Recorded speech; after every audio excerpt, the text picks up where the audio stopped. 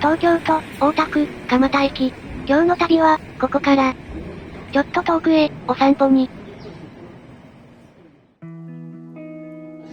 ということで皆さんこんにちは。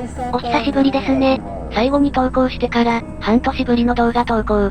ツアーラウンドトリップシリーズ、第1弾は羽田空港に行きます。言わずもがな知れた巨大空港、羽田。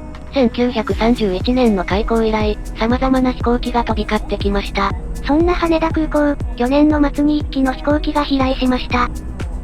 ジュリエットアルファ01ウィスキージュリエット、今回はこれを取りに行きます。日本航空の新型フラッグシップです。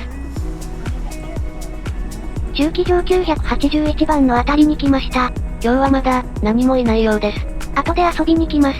ここら辺、たまにレアな飛行機が駐機してることがあって、これはバスの中から慌てて撮ったスロバキア空軍の A319。ドルフィンなんかも、止まってることがあるらしい。あれから10分ほどで、第1ターミナルに到着。第3、第2、第1の順に止まるため、最後の到着。朝のラッシュに向けて混んでるロビーはスルーして、さっさと展望デッキに行きましょう。7時から8時頃にかけて様々なところに向けて飛行機が飛んでいきます。北を向けば旭川や青森、西を向けば山口や熊本、鹿児島なんかも、1日数便飛んでる程度の地方路線の諸便が出る時間です。さあ、展望デッキに着きました。写真を撮る時間です。ここで機材のご紹介。今動画を撮ってるのはエクスペリア 10M4。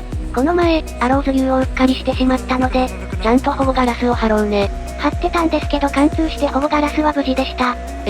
そしてメインカメラ。キャノン、EOS KISS-X6i。読み方合ってるのかわからないです。レンズは EFS55-250mm を。飛行機を撮るには少し物足りない気もしますが、アマチュアということで許してください。そんな機材とともに、今日は回っていきます。A 滑走路に着陸する飛行機を見ていきましょう。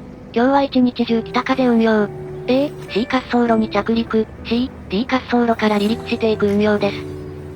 まずは日本航空から、ジュリエットアルファ1 2X レイジュリエット。着陸機と言ったじゃないか。まあ、こういうこともあります。パッセンジャーボーディングブリッジの跡がくっきりついてますね。ちょっとダサいな。まあ、仕方ないこと。お次もタキシー中。着陸機を取るとは一体。ワンワールド塗装が来ちゃったんだもん。仕方ない。でも、実はさっきの359とは席数が違って、こっちの359の方が少し多い人が乗れます。X11 と X12 ってのの違いはここ。3機連続の359。人多すぎやしませんかね。初号機が来てしまったんですもん。仕方ない。それは仕方ない。ちなみにこのトレント XWB75 ってエンジン、日本航空向けに開発された日本航空専用の仕様なんですよ。国内線で A350XWB を飛ばしてること自体、日本航空だけらしい。はい、ようやく全日空。ドリームライナーってやつだな。日本航空よりビジネスクラス多いのに、エコノミークラスも多い。エコノミークラスの席割が、全日空だと333、日本航空だと242だから日本航空の方が少ない。ちょっとこの写真、ノイズが乗ってるような。現像するときに、気をつけよう。さすが日本の玄関。国際線もバンバン来ます。インドネシアから、ガルーダインドネシア航空。登場から20年が経過し、いよいよ危なくなってきた A330-300 での飛来。日本ではスカイマークが、所有してましたが、1年もたなかったですね。路線急拡大なんて、するもんじゃない。まさか A380 を入れるだなんて。最後に日本航空。787-8、国内線仕様だね。787の国内線仕様は4機しかおらず、この飛行機はそのうちの最後の機体だな。今後はボーイング767を置き換えていく予定らしい。ウプ主の好きなボーイング767も退役が近いかも。悲しい現実が頭をよぎる、今日この頃です。背景では全日空のボーイング787が降りてきました。最初は背景と画像を一致させようかと思っていたのですが、諸事情により背景垂れ流しです。そろそろ寒いので、移動しましょうか。気分のままに動く。これがこのチャンネルのウプ主。さて、1階まで降りてきました。ターミナル間を走る連絡バスは、1階到着フロアからの出発です。そういえば、第1ターミナル1階に、神社があったような。行っておきましょう。今年は事故が多いですからね。日航機と海保機による事故から始まり、機体同士が衝突する事故が多数起きています。新千歳でぶつかったキャセイ機、まだ帰ってないらしいですよ。費用面で、修理するか決まってないんだとか。神社は1階、JAL プラザの前にあります。廃車と同じ入り口。お祈りしてきます。さすがに室内は撮影しなかったです。はい、お祈りしてきました。飛行機が落ちないことから、学用成就のご利益もあるとか、諸説あります。バスの車内が混雑していたため、第3ターミナル到着までカット。2010年にできた、比較的新しい建物です。これから12頃まで、アジア線のラッシュがあるので、たくさん人がいます。わあ、保安検査場もすごい列だ。だいぶお客さんが戻ってきたイメージがあります。日本航空のファースト専用チェックインカウンターも見ていきましょう。どこにあるんだろう。ああ、これっぽい。床屋のお兄さん曰く、中にはシャングリラが飾ってあって、やべえらしいです。なんだそのお兄さん。さて、展望デッキですよ。いよいよ A350 ダッシュ線とご対面。3号系自体はキャセイパシフィック航空のものだけど成田で見たことあるんだよな。どこにいるかな。あ、いたいた。今日は113番ゲートからの出発らしい。この機材は今のところ、東京、ニューヨーク線の、日本航空5便、日本航空6便にのみ充当されています。贅沢な使い方だこと。後で離陸を取りに行きましょう。定刻は11時なので、11時半頃には C 滑走路に来てくれるかも。さて、それ以外も見ていきましょう。なんたって国際線ターミナル。海外の航空会社もたくさんいます。あ、スターアライアンス塗装の777が、シンガポール航空のものですね。ANA だと垂直尾翼が黒くなるのでどこか違和感。今日4機目の A350-900。A359 ぐらいなら、1日粘れば全部来てくれるかも。ウプ主も1回、やりました。全部来てくれたのですが、ジュリエットアルファ 07X レイジュリエットを取りそびれてしまって、ちょっとおっちょこちょいな、ウプ主さんです。ああ、愛しの767ですよ。ウプ主が人生で一番飛行機に乗ってたであろう時期。そんな時そばにいたのはウィングレット付きの767でした。甲高い CF6 の音、高い上昇率、離陸後エンジン出力を下げる時のあのふわっとする感じ。その全てが好きでした。そんな思い出の詰まった767です。ライトセーバーを持って戦いに行かなければなりません。C3PO がやってきました。なんやかんやでラッピング期間を延長して今に至ります。再延長の噂も一応今月末まで。ただアモイに行っちゃったので、もしやって噂があります。もはや引退詐欺じゃん。それじゃあ、第2ターミナルに移動して、3号系の場所取りでもしようか。羽田の国際線には、こんな場所も、日本の街並みを再現してるみたいです。橋を渡り切った先にはモスバーガーと吉野家が、いかにも日本らしい。エレベーターの乗り間違いには注意しよう。あれ、ここタクシー乗り場にしか行けないじゃん。二度手間になります。エレベーターに乗る際にはご注意を。もういっそのこと、タクシーで行っちゃおうかな。慌ててバスに飛び乗ったら、一番前でした。すごくいい景色です。今走ってる道路は、環状8号線です。皇居を中心に、内側から環状1号線、2号線の順に、この8号線まであります。地元の人には、カンパチと呼ばれ愛されています。ここからは、飛行機の下を通っていきます。A 滑走路とその周りの誘導路の地下を通り抜け、第1ターミナルに向かいます。ようやく地上に、一応都道なので、歩道もあり、歩いてくぐることも可能です。ちょっと大変そう。しばらくすると、第1ターミナルに到着です。お疲れ様でした。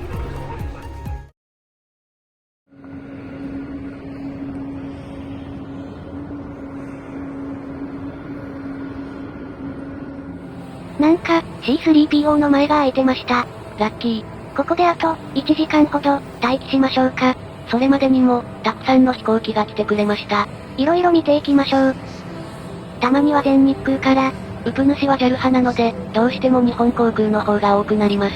そういえば最近、ダッシュ8とダッシュ9とダッシュ10の違いがわかるようになりました。今更ですか？最近は、L1、R1 のドアから L2、R2 ドアまでの間の窓のセクションで見分けています。まあ、航空ファンなら常識かもしれません。ああ、日本航空が飛んできますよ。ランウェイ34ライトからの離陸なら定番のカットです。羽田空港といえば、って感じの写真ですよね。東京スカイツリーが入る離陸シーン。北の翼、エアブー。多くの北海道企業が出資して設立されました。そんなエアブーも、今では ANA の一員。日本の航空会社、大体が JAL か ANA のどちらかに偏ってる気がします。FDA とかは、なんとかやってるっぽい。767のお出ましです。767って羽田中部線のような30分ほどの超短距離路線から、成田バンクーバー線のような8時間を超える長距離路線まで充当される。国内線使用機と国際線使用機で分けられてるとはいえ、すごいことです。どこへ行くのも767。そんな生活をしてみたいものです。もういっそのこと、買ってしまってはいかがです ?C3PO が、行ってしまうみたいです。あれ、この時間。もしかして、A350 ダッシュ線とのツーショットが撮れるのでは？ありえそうですね。狙ってみましょう。で、どこまで行くんですか？想像以上にプッシュバックしてるな。仕方ないので、アングルを変えましょうか。隣の飛行機も、プッシュバックをしたかったようです。そして、反対側のお隣さんには、別の飛行機が入ります。そこまで考えられてるの、すごいね。鉄道と違い、遅延、装着が当たり前の世界。いかにフレキシブルに対応できるかが試されます。時には機材変更、欠航などを被ることもありますが、それも仕方ない。1両1億円を切るような鉄道やバスと違い、飛行機は1機何百億とかかります。気軽に増便できないね。先行機に続き、C3PO も出発です。沖縄まで、行ってらっしゃい。そんな話をしていたら、奴が来ました。今日の主役、エアバス A350 ダッシュ線です。この怪しげな感じ、とても好きです。相手の無加工。あ、C3PO と並びましたよ。手前の国際線エリアが邪魔だな。ちょっとタイミングが遅かった。目の前に来ました。このラッピング、正直言ってダサいな。ウプ主は、ダッシュ900のデザインの方が好みです。飛んでっちゃった。ニューヨークまで、12時間。行ってらっしゃい。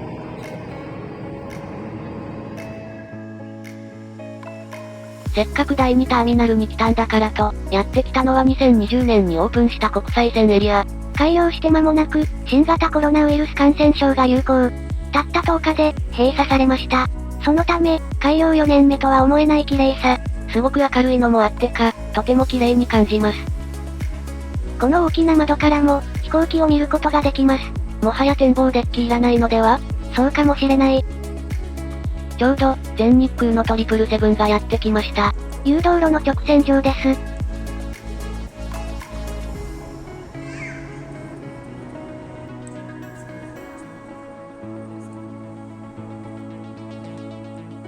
66番ゲートに入っていきました。国内線、国際線共用のスポットです。なんか上のフロアが気になる。行ってみましょう。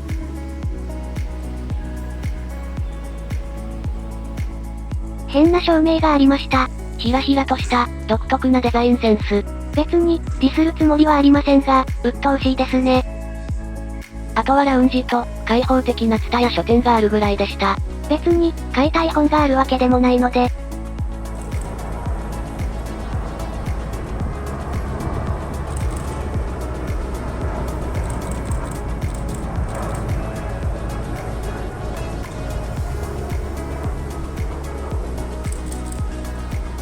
ルフトハンザドイツ航空の747が飛んでいきました。10年前まであれだけ飛んでいた747。一体どこへ行ってしまったのでしょうか。定期的に飛来する747は、この1便のみ。寂しくなったものだね。友人に来てもらいました。背景の喋り声が、ちょっと賑やかになるかも。ご了承ください。離陸は一通り取ったので、第3ターミナルにでも。ここからは、着陸機と国際線をまったりと。フィンエアが入ってきました。こいつ、スペマらしい。この部分かな？これがスペマとか。気づく人おらんやろ。ウプ主も実際、こんなものだっけなーって思ってました。毎日見てないと気づかない違い。ああ、反対側に桜ジンベエがいますよ。かわいいね。これにてジンベエジェットコンプリート。いつの間に青い方取ってたんだ。全日空機が出発準備中。このごちゃごちゃ感が、たまらないね。L1、L2 にはパッセンジャーボーディングブリッジが、R2 にはフードローダーがついてるね。その上前方カーゴドアからコンテナの搭載もしてるな。あとはトーイングカーがついてれば、それは出来上がってるね。そんな早くトーイングカーをつける意味とは一体。ほんと全日空って787多いですよね。まあ、ローンチカスタマーだしな。てか座席数見て驚いたんだけど、335席もあるらしい。日本航空は豪華に半分が上級クラス。後ろ半分にしか普通席はありません。一方の全日空は前2列を除き全て普通席。そりゃ席数も多いわけだ。そろそろ友人が帰りたがってるので、移動しましょうか。いよいよ天空橋に移動します。京急に乗りましょう。隣駅まで、京急だと150円、モノレールだと180円ほどします。モノレールは高いね。京急の車両が、来てくれました。1000型21次車、シエルです。京急初のサステナ車体、トイレの設置、LCC と、様々な新機能が搭載されています。車内は混雑していたのでカット。制御機器は、ハイブリッド SIC 素子2レベル方式 VVVF 制御。